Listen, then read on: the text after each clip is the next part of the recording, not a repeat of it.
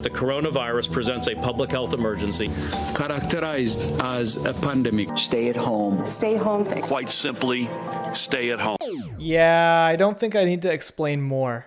But somehow at a time where everyone lost connection, I managed to become friends with over 100 complete strangers.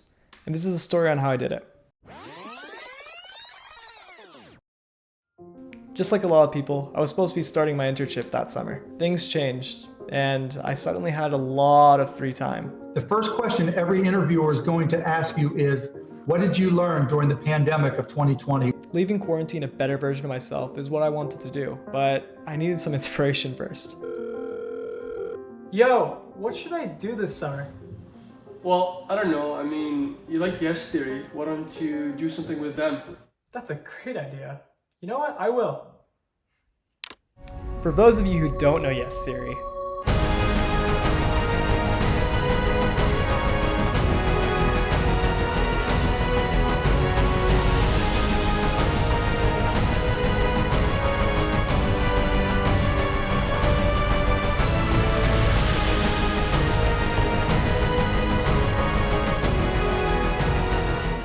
Yes Theory creates adventurous videos with the premise of getting out of your comfort zone and growing as humans. Interestingly enough, Yes Theory also had a Facebook group for its community, people who believed in what Yes Theory was creating. I was actually a part of that community for over 2 years, but I never got involved. It's more like I actually didn't know how to get involved. After some brainstorming, I realized I always liked getting to know people from different countries. I'd never traveled outside of North America properly personally, so talking to people about their backgrounds and cultures was sort of traveling but cheaper.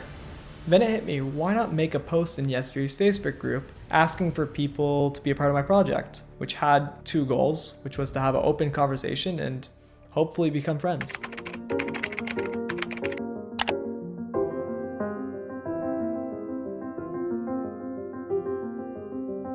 I'd received over 250 responses from over 62 countries around the world. To start, I organized all the comments in an Excel sheet by country and messaged every single person. It took hours. The first few calls were interesting. I met people from Slovakia, Nepal, Hong Kong, Germany, places I got nowhere close to before. And yet, I was actually connecting with them and becoming friends with them.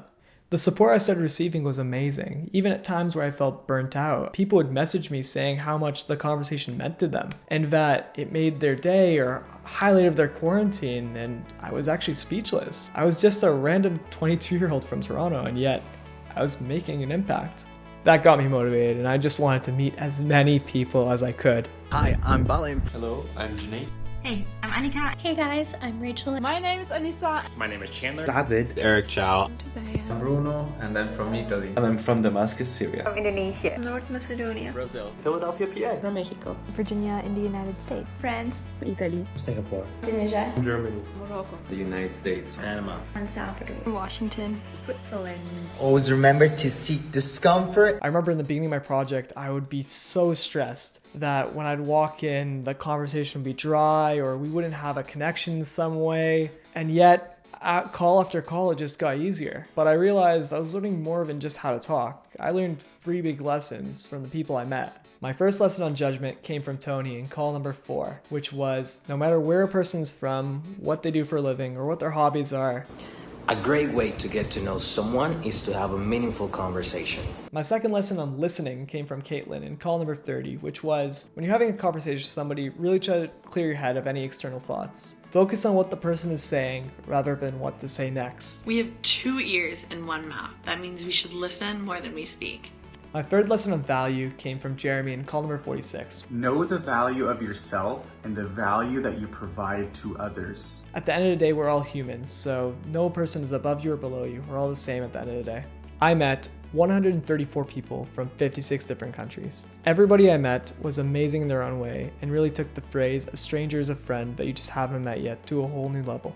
I was just a regular 22-year-old from Toronto, never the most outgoing person. If anything, I was more reserved. But if I could do this, I know anybody honestly can. All you need is an internet connection. I believe I'm going to be leaving quarantine a better version of myself, with friendships that hopefully last me a lifetime. If you reach this point of the video, really appreciate it. I'm going to be posting videos for the next 6 weeks, so if you're interested, go ahead and subscribe. But other than that, I'll see you next week.